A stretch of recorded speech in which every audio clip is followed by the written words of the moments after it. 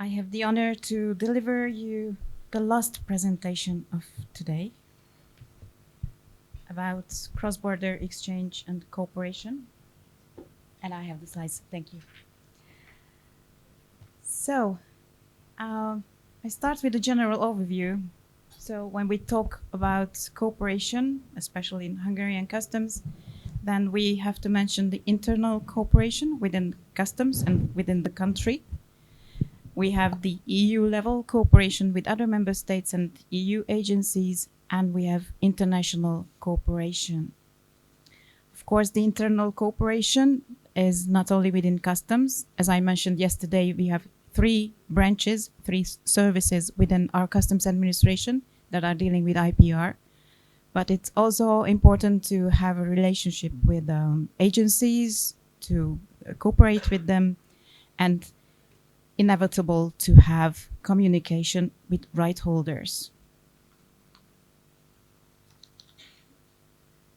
Concerning the internal cooperation, I have to also mention that we have an intellectual property office in Hungary as well for national registration of intellectual property rights. And they are also partly involved in our enforcement work by their support. And they do an excellent job on awareness raising for the public. On the EU level, our main contact point is with the European Commission, mainly DG Taxud. They are the ones coordinating the customs enforcement of IPR. But also, we have a very good connection and cooperation with the EU IPO team, especially the observatory. We cannot leave out from the list the OLAF, the European Anti-Fraud Office, because they are doing an immense job on anything that is illegal. And of course, there is Europol. They are mainly known by the impact priorities mentioned by Kenny, and also they are organizing a lot of joint actions. And when we move on to the international level, then the first one I have to mention is the WCO, the World Customs Organization. Most of you must know it. And I don't know how many of you know about the Asia-Europe meeting. It was a running program before the pandemic of COVID. But in the last couple of years, unfortunately, it's not working. It was, in my opinion, I was a member of it. It was a very good cooperation between the European member states and the Asia ASEM member states. And we had bilateral contacts and we had joint actions. And of the action plan, the main focus was directed on IPR enforcement.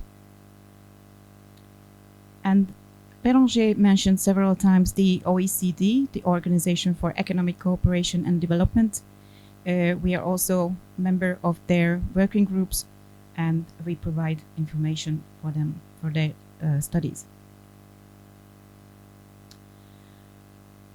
These cooperations with EU level and international associations, services, and authorities is mainly in the form of being a member or delegate to working groups, to project groups, to take part in conferences, being trainees or trainers in some training events, and there are other events as well where we might be invited or participate. If we move on to data exchange, we have some common databases. Unfortunately, but it can be understood, every authority and every service wants to have its own database, which is nice, but for the customs officers, it's quite a burden. If you have a case, you have to register it in 3, 2, or maybe even 4 databases. This is quite a burden. There are some intentions on the table for at least 10 years or maybe more to have the one seizure, one report somehow applied in practice.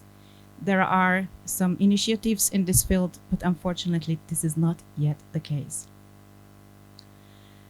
And we have running cooperation and the data exchange exercise with the European member states and China, and with the EU and Hong Kong.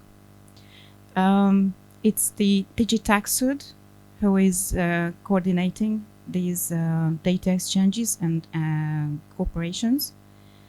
And it is part of the joint customs cooperation mechanism, and it's working via a network of airports and ports, and they are exchanging risk information with each other. A very well-known form of cooperation is taking part in joint operations. These are mainly organized by the WCO or the OLAF or Europol. And of course, European Commission and the Intellectual Property Office, the EUIPO, is also taking its share when it comes to these operations. Let me give you some examples about some of the recent operations Hungary has participated in. So in 2024, last year, we have participated in the Euro Olympics. You have heard about this already yesterday by the French customs. Fake Star was mentioned by Beranger yesterday. Opson is directed on food and drinks. And Shield, Operation Shield, is dealing with medicines. Silveresk on pesticides. Jet Pirates on smuggling of counterfeit goods. As you can see, it was again in the framework of the impact priorities. And Ludus operation was focusing on toys. This year, we already participated in one of the impact operations, the new Opson, this year's Opson operation, and Noxia, which is running with the cooperation of some Asian countries. I don't know whether your countries are involved in this. And last, I will give you a couple of examples of our findings in Operation Stop 2. It was a couple of years ago during the pandemic. And this I selected to show you how the counterfeiters work. As soon as there is a need from the public for a product, there is anyone who would be willing to buy this product, they would produce it. They would make it available in any form. Let it be medicine, or let it be whatever else.